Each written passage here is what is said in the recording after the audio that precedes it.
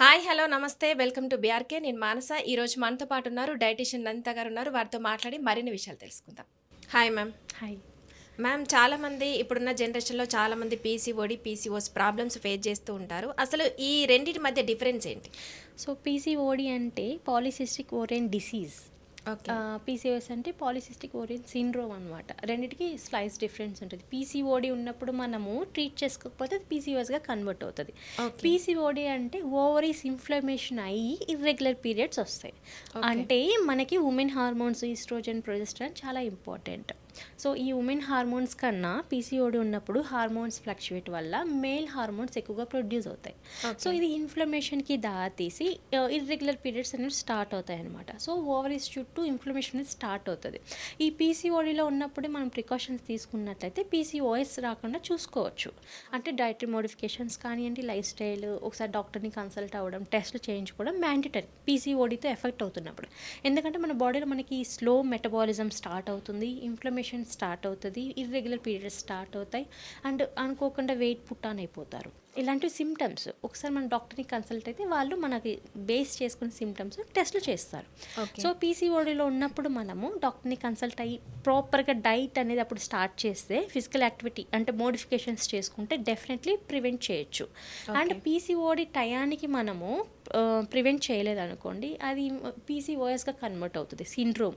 అంటే ఆ irregular periods వల్ల అన్రిలీజ్డ్ ఎగ్స్ అనేటివి మన ఓవరీస్లో ఒక పర్ల్ లాగా వైట్ కలర్ పర్ల్ లాగా ఫామ్ అయిపోతుంది. సో ఆ ఎగ్ మనం ఎవ్రీ మంత్ రిలీజ్ చేస్తాం కదా, ఆ అన్రిలీజ్డ్ ఎగ్స్ అన్నీ మనకి మోర్ దెన్ 10 ఉంటాయి. అంటే పీసీఓడిలో 1 or 2, పీసీఓఎస్లో మోర్ దెన్ 10 or 5, 6 అలా ఎక్కువగా క్వాంటిటీ ఎక్కువైపోతూ ఉంటుందన్నమాట.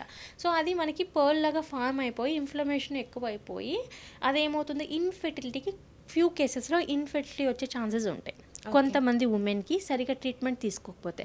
మెయిన్గా వచ్చే సిమ్టమ్స్ ఏంటంటే irregular periods or else prolonged periods, okay. Low grade inflammation, okay. కొద్దిగా తిన్న బ్లోటింగ్ రావడం and unexplained weight gain okay. And hair growth అన్ఈవెన్గా హెయిర్ గ్రోత్ ఉండడం, మూడ్ స్వింగ్స్ ఉంటాయి, ఇన్సులిన్ రెసిస్టెన్స్ ఎక్కువగా ఉంటుంది, ఓకే. అంటే గ్లూకోజ్ ఇంటాలరెన్స్ ఇలాంటివి వచ్చే ఛాన్సెస్ ఉంటాయన్నమాట. ఇవన్నీ సిమ్టమ్స్ ఆఫ్ పీసీఓఎస్. సో సిమ్టమ్స్ని బట్టి కూడా మనం ఐడెంటిఫై చేయొచ్చు. సో వెయిట్ గెయిన్ అయిపోతున్నాం, ఒకసారి హార్మోన్స్ లెవెల్స్ ఎలా ఉన్నాయి, ఉమెన్కి పీరియడ్స్ రావట్లేదంటే మనం సగం గెస్ చేయొచ్చు. అవును. మన బాడీలో చాలా చేంజెస్ మనకే తెలుస్తాయి అన్నమాట. సో ఇలాంటి సిమ్టమ్స్ని బేస్ చేసుకొని మనము డాక్టర్ని కన్సల్టేషన్ తీసుకోవచ్చు. ఓకే. సో ఈ పీసీఓఎస్ పీసీఓడి ఉన్నప్పుడు మనం తీసుకునే డైట్లో ఆ ఇన్ఫ్లమేషన్ తగ్గడానికి చియా సీడ్స్ కానీ ఫ్లాక్స్ సీడ్స్, దీంతోపాటు ఫిష్ ఆయిల్ లేకపోతే ఎక్కువగా సాల్మన్ ఫిష్ ఇలాంటివి ఎక్కువగా ఇంక్లూడ్ చేసుకోవడం వలన, డార్క్ గ్రీన్ లీఫ్ వెజిటేబుల్స్ ఏదైనా సరే ఆకుకూరలు ఉంటాయి కదా, ముదురు రంగులో ఉండే ఆకుకూరలు ఎక్కువగా తీసుకోవడం వలన, కొత్తిమీర ఎక్కువ తీసుకోవడం వలన ఇవి ఏమవుతుందంటే మనకి దాంట్లో ఉండే ఫోలిక్ యాసిడ్ వల్ల ఆ ఇన్ఫ్లమేషన్ గ్రేడ్ తగ్గుతుంది.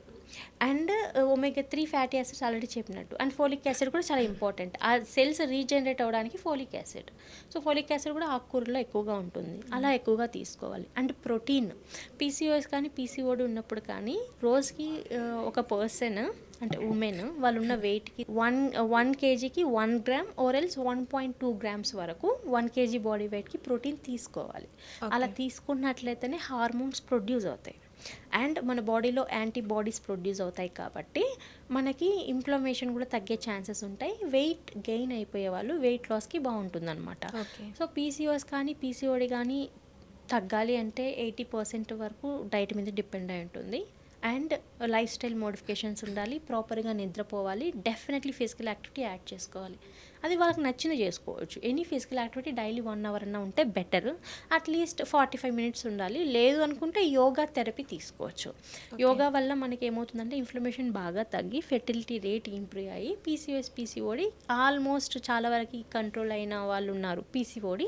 పీసీఓఎస్కి కూడా డైట్తో, యోగా అండ్ డైట్ కాంబినేషన్తో చాలా మంచి రిజల్ట్ వస్తుంది. అంటే మెడిసిన్ అవసరం లేదంటారా మొత్తానికి? ఆ మెడిసిన్ అవసరం లేమని చెప్పలేము, ఎందుకంటే పీసీఓడిగా స్టార్టింగ్లో ఉన్నప్పుడు dietary modifications, life style modifications సరిపోతాయి. పీసీఓఎస్గా ఉన్నప్పుడు డాక్టర్ కన్సల్టేషన్ తీసుకోవడం మ్యాండేటరీ. దాంతోపాటు డాక్టర్ కన్సల్టేషన్తో పాటు మనము definitely life style modifications, diet modifications mandatory. అంటే కొంతమంది ఓవర్ బ్లీడింగ్ కూడా అవుతూ ఉంటుంది కదా, దానికి రీజన్ ఏంటంటే? దానికి రీజన్ హార్మోన్ ఇన్బ్యాలెన్సే. కొంతమందికి ప్రొలాంగ్డ్ పీరియడ్స్ ఉంటాయి, ఓవర్ బ్లీడింగ్. కొంతమందికి అసలు రావు, ఒకసారి వస్తాయి ఒకసారి రావు, వాళ్ళు కూడా ఫ్లక్చువేషన్ అవుతూ ఉంటుంది. అది కూడా హార్మోన్ ఇన్బ్యాలెన్సే. ఈస్ట్రోజన్ హార్మోన్ ఫ్లక్చువేట్ అవ్వడం. ఓకే, అది కూడా ఓన్లీ డైట్ ద్వారా తగ్గించుకోవచ్చు అంటారు? లేదు, ఒకసారి డాక్టర్ని కన్సల్ట్ అవ్వాలి. దానికి మనకి రీజన్స్ తెలియదు, ఎందుకంటే థైరాయిడ్ ఉన్న వాళ్ళకి రావచ్చు, ఓకే, స్ట్రెస్ ఉన్న వాళ్ళకి రావచ్చు, ఐరన్ డెఫిషియన్సీ ఉన్న వాళ్ళకి రావచ్చు. ఒక రీజన్ అంటూ ఉండదు, మల్టిపుల్ రీజన్స్కి సేమ్ సిమ్టమ్స్ కనబడతాయి మనకి. కాబట్టి డాక్టర్ని కన్సల్ట్ అవ్వడమే బెటర్. ఓకే. అంటే ఇప్పుడు ఓవర్ బ్లీడింగ్ వాళ్ళకి సర్జరీ అవసరం అంటారా? చాలా రీజన్స్ ఉంటాయి. యూటరస్ ప్రాబ్లం ఉంటుంది, ఓవర్ బ్లీడింగ్ అనేది చాలా రీజన్స్ వల్ల ఉంటాయి. కాబట్టి అది కంప్లీట్గా మెడికల్, మనం డాక్టర్ని కన్సల్ట్ అవ్వాలి. ఓకే, కన్సల్ట్ అయిన తర్వాత డిసిషన్ కన్సల్ట్ అయిన తర్వాత డాక్టర్ అడ్వైజ్ని బట్టి మనం డెసిషన్ తీసుకుంటే better. Okay, thank you so much.